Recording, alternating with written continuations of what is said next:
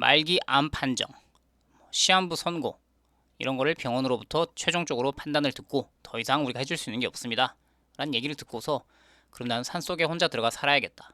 그러더니 갑자기 자연적으로 치유가 됐다. 완치가 됐다. 뭐 민간요법 땡땡 방법을 썼더니 암이 나았다. 이런 경우들이 종종 있는데 이걸 어떻게 봐야 할까? 재미나에게 물었습니다. 시한부 판정을 받았던 분들이 산으로 들어가 기적처럼 완치되었다는 이야기는 우리 주변에서 꽤 자주 들려오는 현대판 전설이죠. 과학과 의학의 관점에서 볼 때 운이 좋았다, 산의 전기 때문이다 라고 볼 수는 없다. 첫 번째, 전 이게 가장 큰 것 같아요. 생존자 편향. 이런 이야기를 자주 듣는 이유는, 가장 큰 이유는 살아남은 사람만 말하기 때문이다. 통계의 함정. 만약에 산에 들어간 사람이 1000명인데 999명이 병세가 악화돼서 조용히 세상을 떠나고 한 명이라도 완치되었다면 매스커먼과 입소문은 그 한 명에게 집중된다. 그래서 병원으로부터 뭐 더 이상 말기암이고 시한부 선고고 더 이상 우리가 해줄 수 있는 게 없습니다 라는 사람을 전체를 다 모아놓고 그 중에 한 절반 정도가 그럼 나는 혼자 나름의 방법을 써보겠다 라고 시도를 했어요. 그런데 그 중에 한 명이 살아남았다.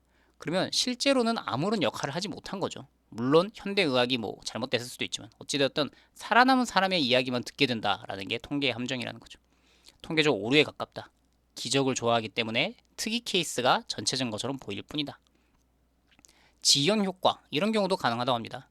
자연주의 요법을 선택하기 직전까지 환자들은 병원에서 항암, 방사선, 수술을 할 수 있는 모든 치료를 이미 받았다. 축적된 효과, 치료를 중단하고 산으로 들어갔을 때 몸 안에 남아있던 항암, 방사선 치료 효과가 뒤늦게 나타나 암세포를 사멸시키는 경우가 있다.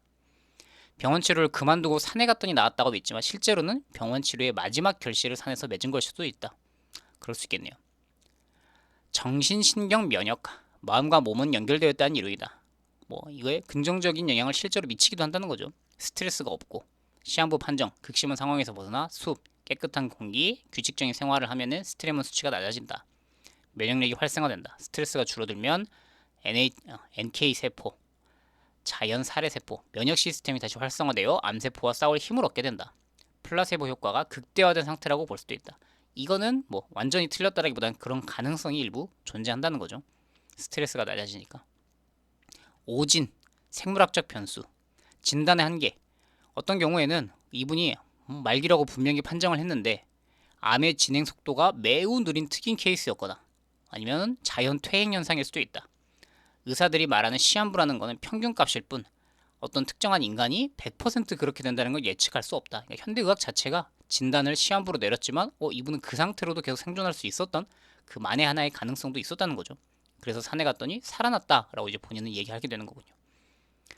이런 기적들은 생물학적 변수, 이전 치료의 효과, 스트레스 해소, 그리고 제 생각엔 가장 큰 건 생존자 편향, 살아남은 사람들만 말을 하기 때문 이게 절묘하게 맞아떨어진 결과라고 볼 수 있다. 이런 점이 민간요법이 현대의학보다 우월하다라는 증거가 되지는 못한다.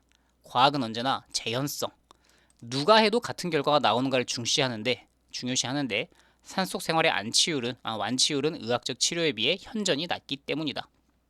충분히 설득력이 있고 과학적인 얘기네요.